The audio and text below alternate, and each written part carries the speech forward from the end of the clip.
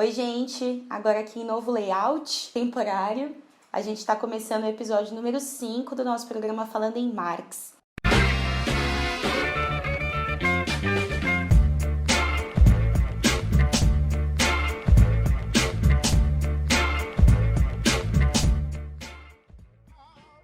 E hoje a gente vai debater um tema muito interessante. Todos vocês devem ter acompanhado, espero que quem esteja assistindo aqui o Falando em Marx tenha sido entusiasta do processo de luta negra nos Estados Unidos, um processo de luta que unificou negros e brancos, homens e mulheres, jovens e idosos, trabalhadores e juventude, na demanda aí por justiça ao George Floyd, Breonna Taylor e vários outros nomes, trabalhadores e trabalhadoras negras e negros assassinados pela polícia. Bom, esse processo não deixou o cinema ileso. A luta negra invadiu o cinema. E esse é o nosso tema de hoje. Legal, pessoal. Então, antes da gente começar o nosso tema, eu vou fazer uma parte aqui para contar um pouco do que foi o processo de luta negra nos Estados Unidos. Isso porque, ainda que vocês tenham acompanhado, pode ser que tenha sido um pouco confuso, incompleto, mas também vale sempre a pena lembrar porque foi um processo muito interessante. O que aconteceu nos Estados Unidos é que, frente ao assassinato do George Floyd, pelas mãos, pelos joelhos do Derek Chauvin, esse policial, né, que enfim tem várias denúncias aí da relação dele com grupos supremacistas e etc, como vários outros policiais, foi um caso que foi um estopim para o processo de luta de massas, né? Começa ali no estado de Minneapolis, né, onde o George Floyd foi assassinado, mas percorre todos os estados dos Estados Unidos e se transforma também no processo de luta negra internacional. Onde que eu quero chegar aí, gente? Será que o fenômeno de luta negra dos Estados Unidos, o Vidas Negras Importam, Black Lives Matter, começou no ano de 2020? Não, gente. Esse processo é um processo que vem de longa data e ele a gente pode dizer que tem uma data de nascimento durante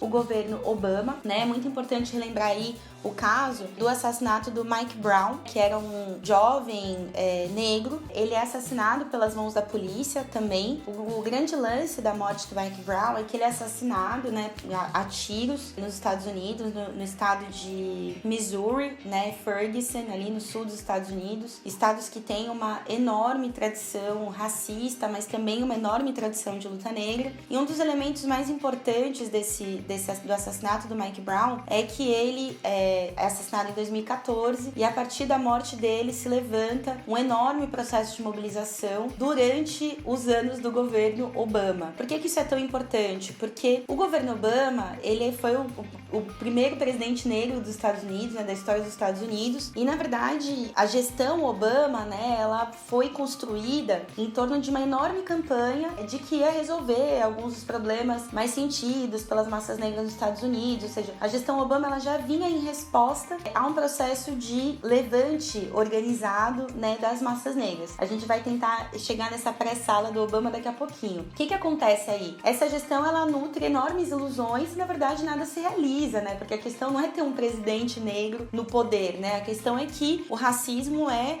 o substrato, né? Ele é a parte da composição de um dos aspectos mais fundamentais da exploração capitalista. Como a gente debateu também já em outros vídeos, a gente pode dedicar um vídeo especificamente a esse tema. Eu aqui comprometendo mais uma vez o nosso grupo de roteiristas. Mas a questão é que é durante o governo Obama que o movimento Black Lives Matter surge. E a gestão Obama é uma gestão que ela passa por vários dos anos da grande crise capitalista que se abre em 2008. E o grande lance é que o Obama vem para responder, como eu disse, né? Eu falei que ia chegar aqui, cheguei. O Obama ele vem para responder um processo já de levante organizado das massas negras que vem desde 2008. Por quê? Porque frente ao eclodir da crise capitalista em 2008, são as massas negras as primeiras a sentirem os ataques da crise capitalista. Então, esses ataques eles começam com perda de moradia, desemprego, fechamento de fábricas e chegam até a gestão Trump, que é uma das formas mais explícitas, desavergonhadas e canalhas de lançar ataques contra a classe trabalhadora e os povos oprimidos, né? Colocar um presidente que é um racista, confesso, um misógino, enfim, toda essa canelice podridão que significa Donald Trump, né? Bastante parecido, inclusive, com o Bolsonaro aqui na nossa presidência. Então, a questão aí é entender que o George Floyd, ele é um estopim de um enorme processo de insatisfação e miséria que vai acumulando as massas negras nos Estados Unidos, que chega no ano passado. A crise capitalista ela vem aumentando, né, de proporções discussões e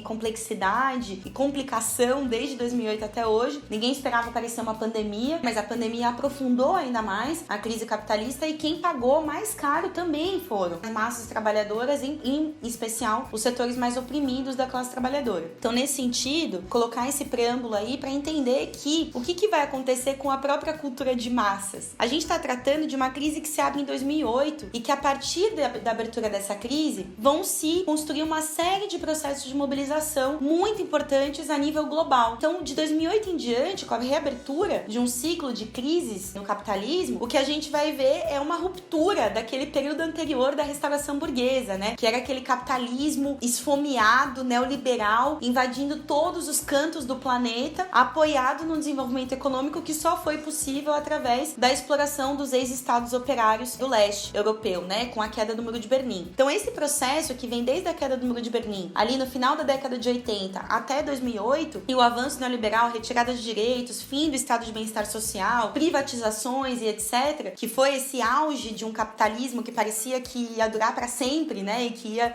em cima de cada direito e de cada conquista da classe trabalhadora, ele chega no seu limite, né?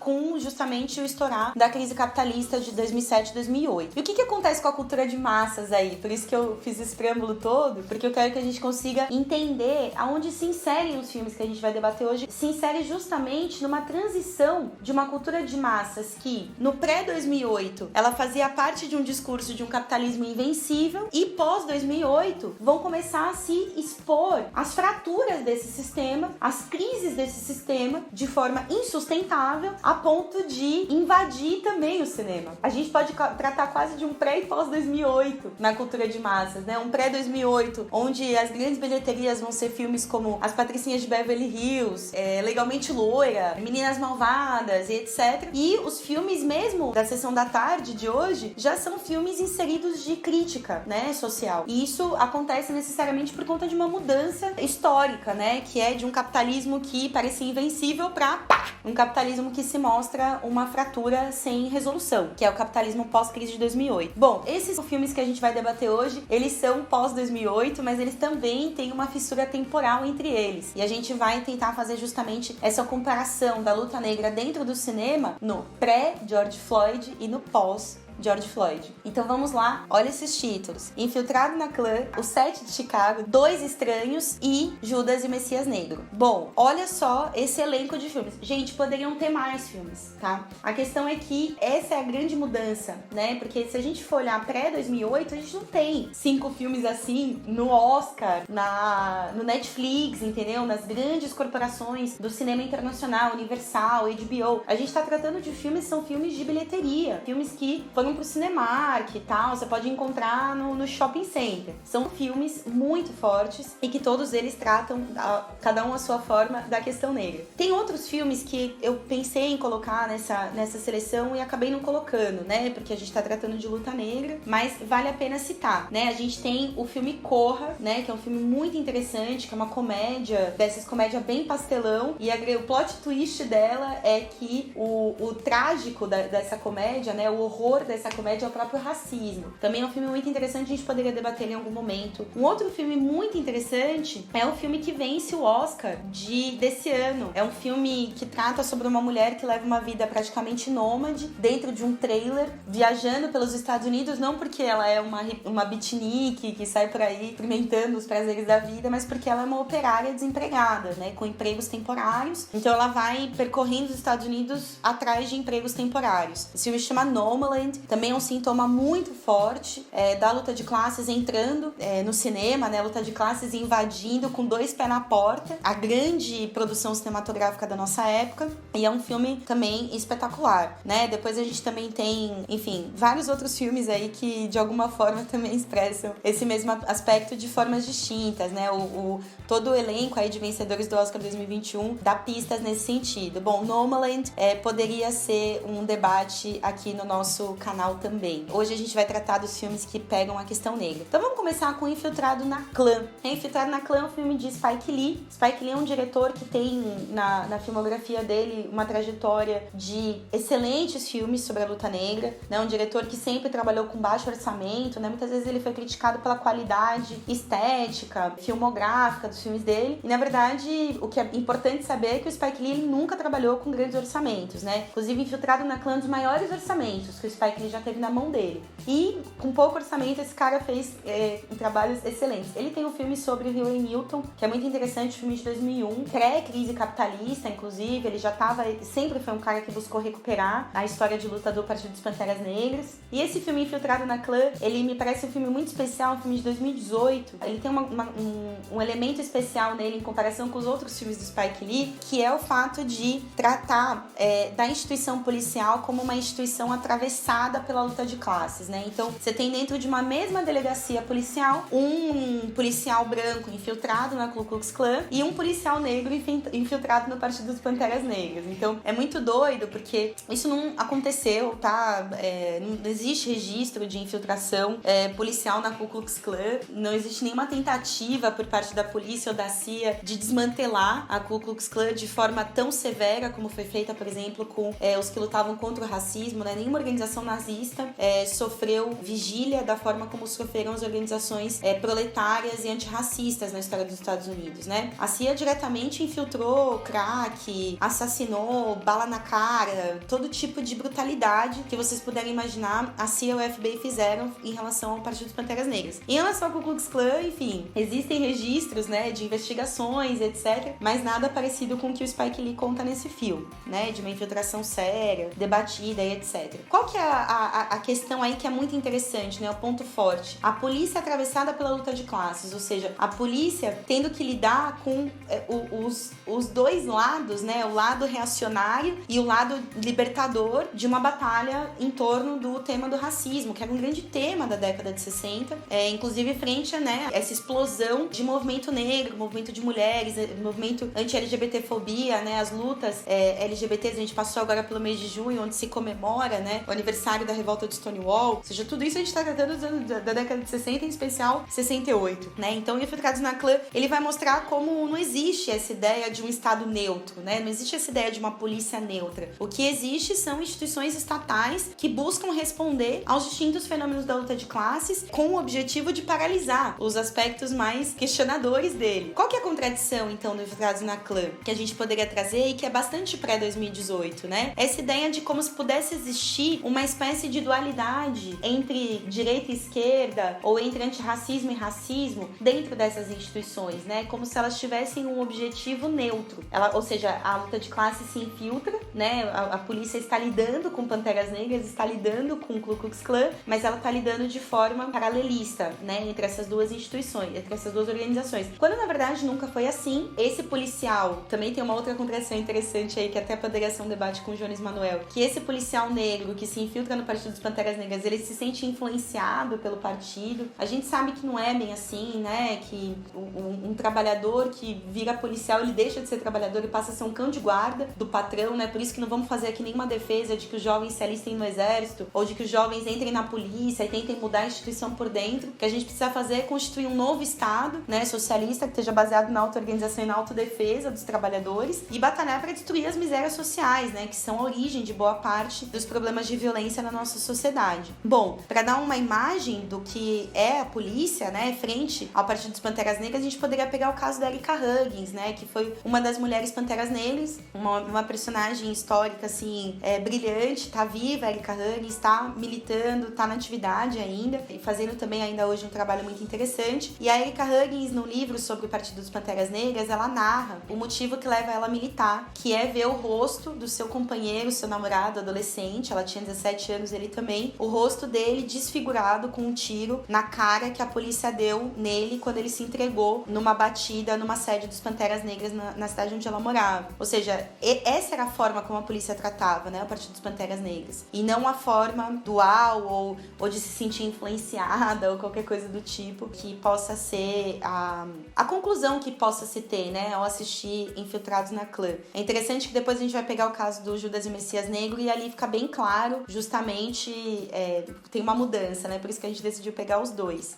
O Sete de Chicago, que é muito interessante, é que esse filme, né, ele não é a primeira versão dessa história, né? Tem distintas versões desse filme, desse evento histórico, que foi uma repressão policial, que ocorre a um protesto num dos congressos do Partido Democrata. Nesse congresso, na abertura do congresso, distintos ativistas vão fazer uma demonstração ali na frente, justamente para se separar do que vinha sendo encaminhado pelo Partido Democrata, né? Que historicamente é um cemitério dos movimentos sociais, né? O Partido Democrata ele sempre tem uma política de englobar os movimentos sociais para, dentro do PD, matar, né? Assassinar qualquer tipo de iniciativa, capitalizar sempre a direita, né? Então buscou capitalizar o movimento Black Lives Matter do ano passado em Biden e Harris, ou seja, conta um pouco essa revolta, ela poderia contar essa história, né? E várias vezes ela contou, inclusive uma das versões prévias à versão do Netflix é a filmagem que vai fazer o Godard. Então tem alguns dados interessantes sobre esse filme. Então, enfim, eu tô pegando uma referência aqui de um texto que chama O Sete de Chicago, de Sorkin, Godard, Netflix e mais, que é um texto da Violeta Bruch e do Javier Gabino, cineastas argentinos, militantes do nosso grupo internacional, né,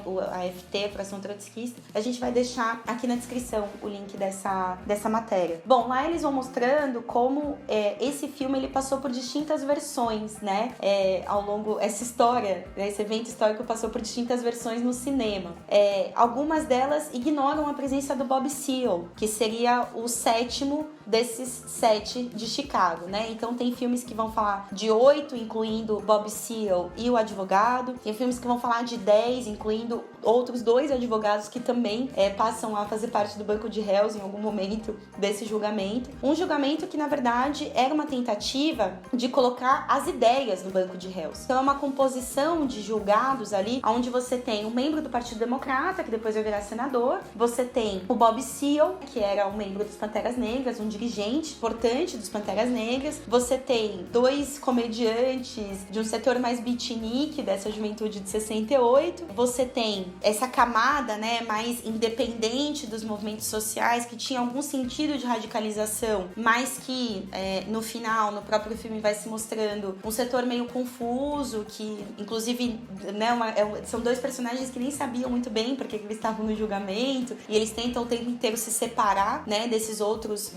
julgados. Mas o que é muito interessante dessa versão do Netflix é que ela conta a história desse personagem, né, do Partido Democrata, como um personagem que tá profundamente preocupado com o destino do Bob Seale, quando na verdade, na história real desse julgamento, a tentativa dos julgados era se separar do Bob Seale, porque justamente o que o Bob Seale representava nessas ideias no banco dos réus era essa figura que vinha de um setor muito mais radicalizado do movimento negro, que inclusive defendia autodefesa e etc, e que não fazia parte do protesto de Chicago. O Bob Seale, ele faz uma intervenção e vai embora. Ele é preso, inclusive, no aeroporto, ele não é preso no protesto, ele é artificialmente trazido para esse julgamento. E, na verdade, toda a história do filme, né, contado pelo Netflix, é buscar transmitir uma visão de como se... E esse personagem do Partido Democrata, né, que é o Tom Hayden, que inclusive vira senador depois, é um cara que tem uma longa trajetória política no Partido Democrata posterior à década de 60, ele vai se mostrando durante o filme do Netflix como um personagem super preocupado com o destino do Bob Seale, quando na verdade na história real ele era um dos setores mais decididos em se separar do que eram os Panteras Negras. O que tá em operação aí, né? Isso já é bastante o que significa o Partido Democrata pós-crise de 2008. Uma tentativa de recontar a história do Partido Democrata como se ela passasse por uma solidariedade e uma unidade ativa com os setores mais radicalizados do movimento negro, quando nunca foi assim, né? Então o Netflix, ele tá fazendo parte, ao contar essa história dessa forma, ao distorcer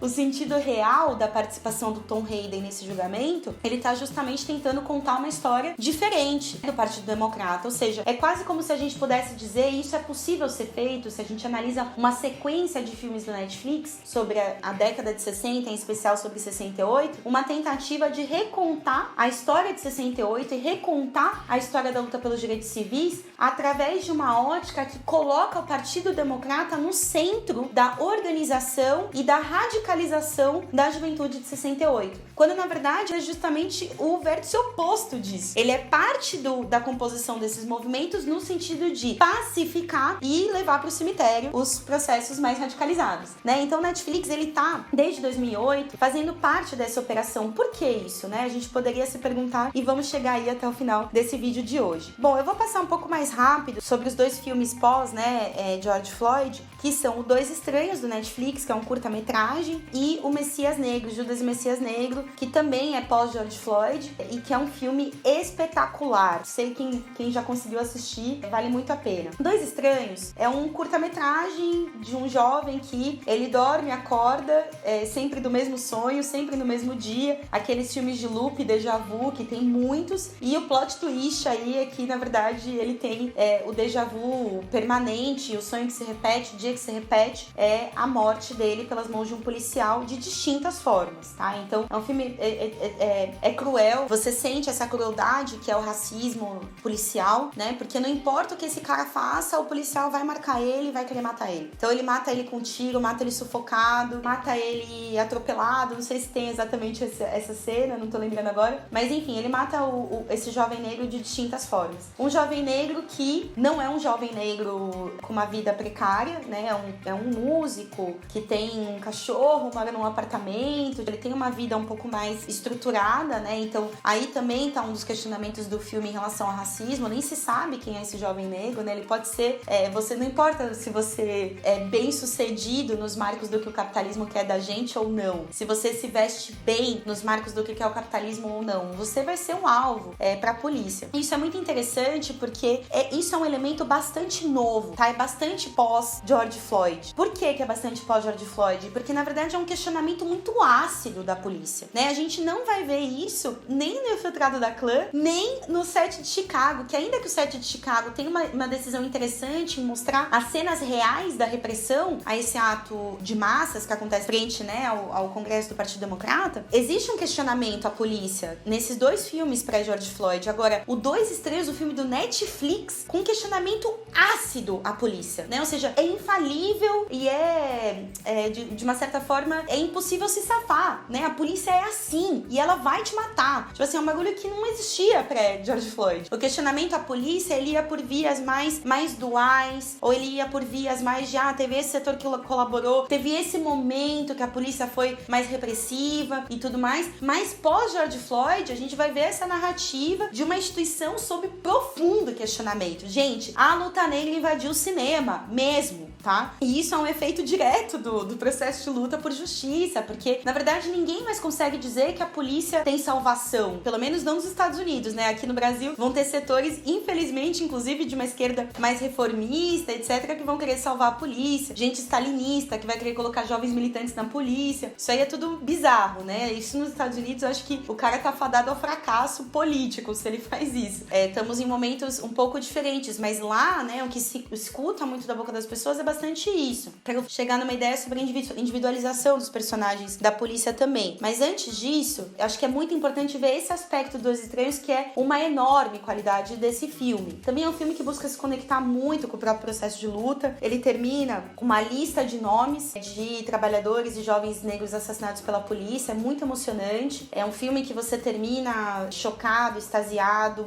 movido. É um filme muito forte e é um curta, né? Às vezes é difícil um curta fazer isso. Mas qual que é a contradição, né? O nome, gente. Vamos começar pelo nome. Dois Estranhos. A crítica é mais ácida à polícia, mas não se perde um aspecto que é uma tradição no discurso da grande indústria cinematográfica, que é essa dualidade equiparada, essa espécie de equilíbrio entre dois lados, né? Então, Dois Estranhos, poxa, como se fosse meio que a mesma coisa, sabe? O jovem negro e o policial são dois estranhos. Eles são muito diferentes entre si, né? Eles não são meros dois estranhos, não existe nenhuma dualidade possível entre eles, né? São lados opostos da luta de classes. Depois, tem uma questão que também é muito interessante, como uma crítica que a gente poderia fazer, e que aí a gente já vai fazer essa crítica e vai entrar no Judas e Messias Negro, que é esse elemento da infalibilidade da polícia, como se não houvesse saída, não tem o que fazer. Você pode tentar, que é uma crítica muito ácida, mas ao mesmo tempo é uma espécie de beco sem saída. Inclusive, Dois Estranhos termina num beco sem saída. Pum!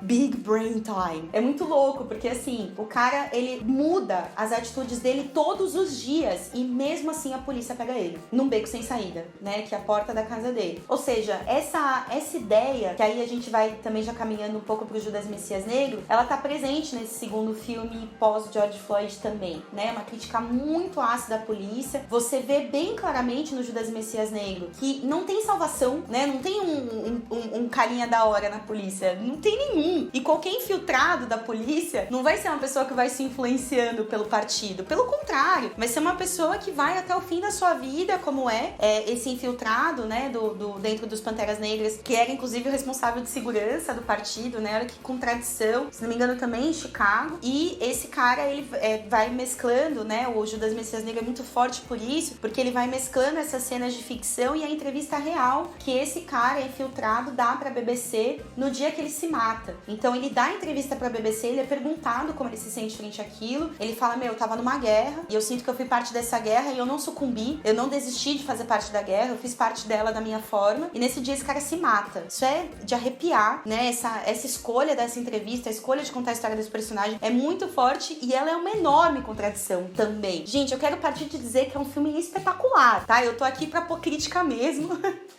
porque, enfim, é interessante, né? A gente sempre tem que pensar as contradições que estão aí, né? Qual que é a contradição que tá aí? A mesma do Dois Estranhos. É uma contradição de uma polícia que ela é infalível. Então, gente, por exemplo, eu sou militante do MRT. Eu terminei esse filme e, cara, eu milito há muitos anos, eu conheço todas as pessoas que militam comigo. Eu juro que eu terminei esse filme com uma noia, sabia? Eu terminei assim, será que fulano é mesmo, tipo, trosco, revolucionário, não sei o quê? Olha a noia que a gente entra, né? Tipo, imagina uma pessoa que tá decidindo militar agora. O cara assiste o filme e fala, será que eu posso confiar nas pessoas que militam comigo? Será que fulano, ciclano, beltrano, não sei o quê, acho que eu não vou confiar em ninguém, acho que eu não vou me doar, acho que eu vou ficar meio pé atrás, porque vai que... E na verdade, gente, não é assim. Obviamente, a polícia infiltra os seus dentro dos nossos movimentos, a gente vai nos atos, tem P2, a gente vai, enfim, qualquer coisa que a gente for, o Estado vai buscar se infiltrar, né? Em primeiro lugar, o Estado se infiltra nas nossas organizações operárias e de movimentos sociais com as suas burocracias, né? A burocracia sindical é a polícia política do movimento operário. Agora, às vezes, quando o bagulho agudiza, os caras infiltram a polícia mesmo, diretamente a polícia, né? Dentro dos nossos movimentos para investigar, angariar informações e etc. Agora, a questão que tá aí é que isso não faz com que a gente seja incapaz de envelhecer, isso não faz com que o capitalismo seja infalível, isso não faz com que a polícia seja uma instituição super poderosa, que não tenha falhas,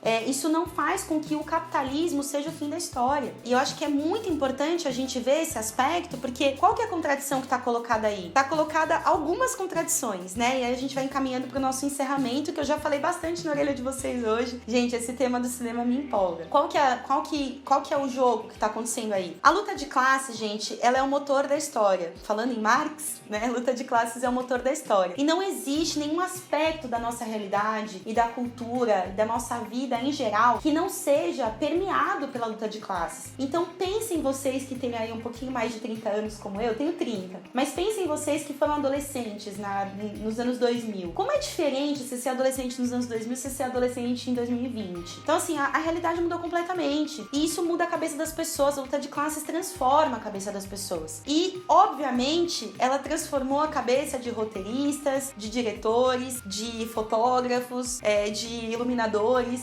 de atrizes e atores. A luta de classes, ela perpassa essa mente antenada e sensível do mundo da arte, dos artistas, de forma muito rápida, incendeia a alma do artista e de todos nós, mas o artista, ele tá ali observando o mundo e sensível a ele e tendo que falar sobre ele, tendo que atuar sobre ele, tendo que escrever sobre ele. Então, de repente, as grandes corporações do cinema internacional, elas tiveram que lidar com o fato de que os roteiros chegavam na mão dos produtores falando sobre luta negra, falando sobre luta das mulheres, falando sobre luta LGBT, falando sobre luta da classe trabalhadora, falando sobre crise, falando sobre desemprego, sobre fechamento de fábricas, sobre deslocamento da produção, sobre transformação da produção, sobre precarização do trabalho. Os roteiros chegavam assim. E os atores e atrizes querendo encenar essas obras. Agora, a questão é que a gente vive num mundo que é capitalista e que não existe liberdade para arte. Então, um roteiro chega assim na mão do cara, o que ele vai fazer? Né? Ele é uma grande corporação. Quem manda no que é produzido são as grandes corporações. São monopólios. Quando a gente fala de Netflix, de HBO, Globo, de Universal. Gente, pensem em grandes monopólios bilionários que são donos de boa parte das produtoras e do rumo da produção cinematográfica de grande escala a nível mundial. Então, esses roteiros chegam na mão desses caras e vocês acham que as pessoas podem fazer o que elas quiserem? Não, as corporações, elas transformam, elas inserem ali o que é necessário que seja dito para que elas possam financiar aquele filme. Então, elas começam a ver a entrada da luta de classes e buscar as oportunidades que essa entrada da luta de classes pode gerar para transmitir ideologia dominante, transmitir ideologia capitalista. Então, o Infiltrados na Clã é um filme maravilhoso e ele é diferente desse ponto de vista, tanto do Sete de Chicago, quanto do Dois Estranhos e Judas Messias Negro, porque não é um filme de grande orçamento, né? Mas, obviamente, o Spike Lee também tem que comer e pagar as contas e produzir o próprio filme dele, né? Então, em alguma medida, ele é obrigado a se submeter ao que querem as bilheterias, né? Essas corporações que comandam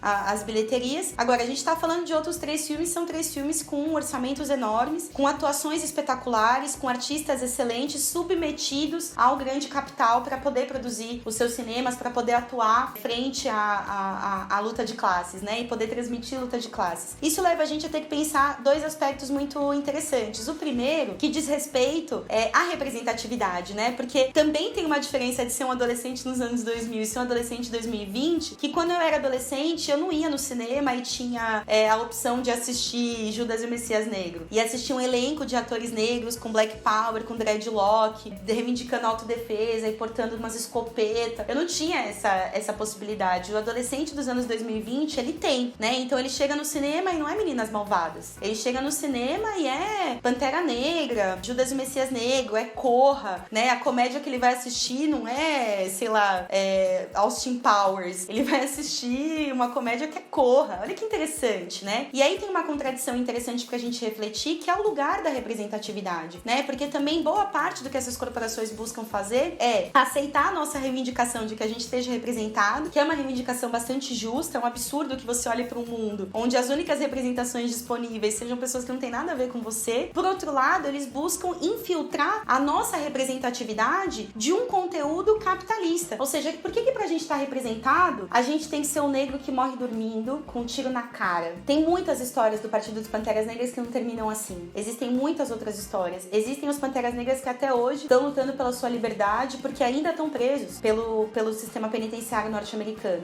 Ou seja, tem muitas histórias para se contar. Decidiram contar essa, como se o que sobrasse pra gente, como se a nossa representação ideal fosse a de, quando decidir militar, ser um cadáver morto dormindo, que é o que acontece com o final, né, desse filme Judas e Messias Negro, que é muito triste, né? É o fim da Breonna Taylor, por exemplo. Não é um fim incomum, mas, enfim, a história de Fred Hampton, ela poderia também ser contada de várias outras formas. Ela foi contada como a história do cara que teve um infiltrado na sua vida. Então é muito interessante a gente pensar essas contradições, né? Ainda que a gente tá pegando um filme que é um filme espetacular. A gente poderia pegar exemplos da nossa representatividade sendo usada pra transmitir o mesmo conteúdo que se transmitia sem a nossa representatividade, né? Ou seja, a nossa representatividade sendo usada pra vender produtos de cabelo, transformar em produto, em lucro pro capitalismo, né? Enquanto a gente também pode batalhar para que a nossa história seja contada. E a nossa história ser contada de qual forma? Da forma que a gente gostaria de contar se a gente pudesse ter uma produção livre de arte, uma produção livre de cultura. E aí a gente chega no segundo ponto final desse nosso vídeo, que é justamente o questionamento sobre a liberdade da arte. Porque a gente tá falando de um punhado aí, centenas de milhares, eu chutaria dizer, de artistas que estão decidindo dedicar a sua vida a produzir roteiros, iluminação, filmografia, atuações excelentes para contar a nossa história e a história da nossa luta. Só que esses caras, infelizmente, toda vez que eles chegam no momento de botar pra produção, eles têm que vender esses roteiros e eles têm que se submeter ao que querem as grandes corporações, porque o dinheiro pra produzir arte e cultura tá ali. O dinheiro pra produzir arte e cultura não tá na mão do povo, não tá na mão da classe trabalhadora, não tá na mão do Estado de forma neutra e de livre acesso, né? Então, em última instância, também tem aí um debate sobre a liberdade da arte e a liberdade da produção cultural, né? Ou seja, o debate que vai fazer o Trotsky numa manifesto da FIAR, a gente também pode deixar linkado aqui embaixo no vídeo, é justamente esse debate, né? Ou seja, o que seria feito do desejo de se ver representado como negro no cinema se a gente pudesse produzir livremente e sermos produtores de cultura e arte sem nenhum limite e sem nenhum veto e sem nenhuma necessidade de se disciplinar e se submeter aos interesses da indústria cultural, das grandes corporações da indústria cultural. Se a gente não tivesse que submeter o nosso conteúdo, da nossa produção, aos limites da ideologia burguesa. Bom, eu chuto dizer que existiriam obras de arte de grande envergadura disponíveis para o acesso das massas e muito mais, em muito maior volume, com muito mais formas de representação do que as que estão disponíveis hoje na indústria cultural, que são muito mais, inclusive, porque a luta negra de fato invadiu o cinema. Então é isso aí, gente. Eu termino por aqui fazendo esse grande chamado a gente lutar por uma liberdade na arte, por toda a liberdade na arte e imaginar com um pensamento bem livre o que poderia ser da luta negra, das massas negras representadas no cinema, na arte, na cultura, no teatro, se a gente tivesse o direito a produzir de forma verdadeiramente livre. Até mais!